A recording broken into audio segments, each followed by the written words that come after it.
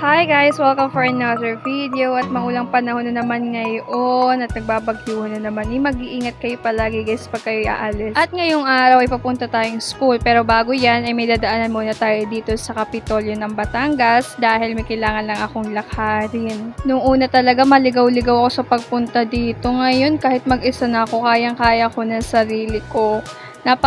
Advantage rin talaga kapag nagsosolo ka at inaalam mo yung mga pupuntahan mo dito sa Batangas. O ayan, nasa Batangas na nga ako, naliligaw pa ako. Ano pa kaya sa ibang lugar kapag walang kasama, di ba? Kaya minsan take advantage na rin kapag may kasama kang gumagala. At sa susunod, malalaman mo na talaga kahit mag-solo ka, alam mo na yung mga pinupuntahan mo. At dahil sa mga galang yan, natututo tayo. Gumala ng gumala at nalalaman natin kung saan pa mga pasikot-sikot diyan sa Batangas. So ayan na nga, dito na tayo sa school at nakarating na nga tayo ng safe dahil maulan. At ayan nga, nakarating na ang iba naming mga kaklase at nag-uusap-usap lang kami din. Siyempre, may nalilate na naman.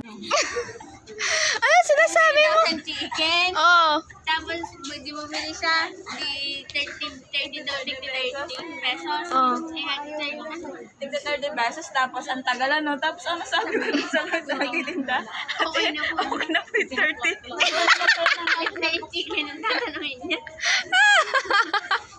At ayun nga, sa pag-iintay namin sa aming kagrupo ay nakapagtsikahan pa ng napakaraming usapang panaganap. At ayun nga, dumating na yung aming kaibigan at namigay na nga kami ng aming mga questionnaire at nanguhan na rin.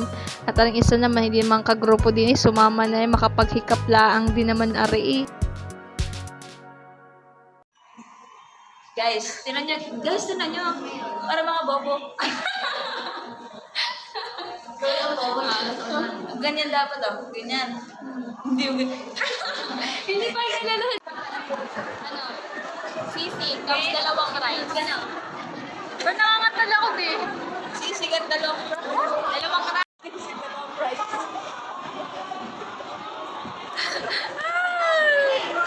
Hindi ako bibili ni Bao na ikaw. Ayun ako. Ay, libre mo ang price.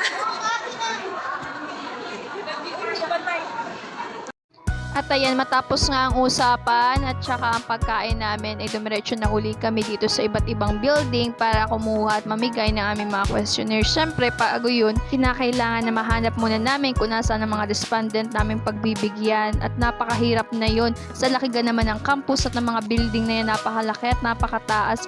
Mahanap mo ga naman agad-agad ang mga yan, na hindi rin. Kailangan talaga matyagaan. At ayan nga, sa pauli-uli na pagod na nga kami. At nagpahinga muna dito sa upuan. Yung sugat ko nga din sa aking sakungan ay nagsugat na sa sapatos na ari. Bali nilalagyan ko na ng tissue para hindi na humapdet, makaskis pa yung balat, ay tukla pa na din nagpuputo ka ng mga dugo. Charot. Ayan nga, nakaupo nga lang kami dito at nagpapahinga lang. May hintay kasi kami dun sa office. Kaya kailangan namin hintayin at kung hula pa naman ay di palipas oras muna dito at papahinga lang muna.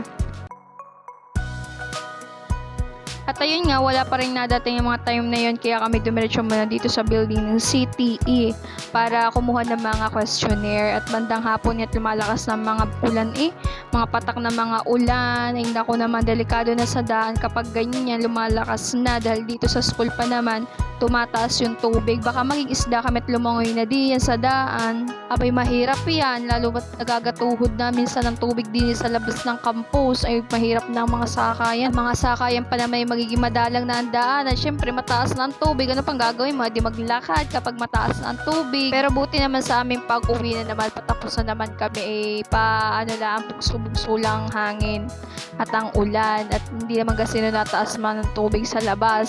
Ay pasasalamat na nga lang na hindi ganong inaabot na mataas na tubig din sa school At buti nga kami pa uwi na guys. Ayun naman kaganapan para sa araw na ito. Paalam, ingat!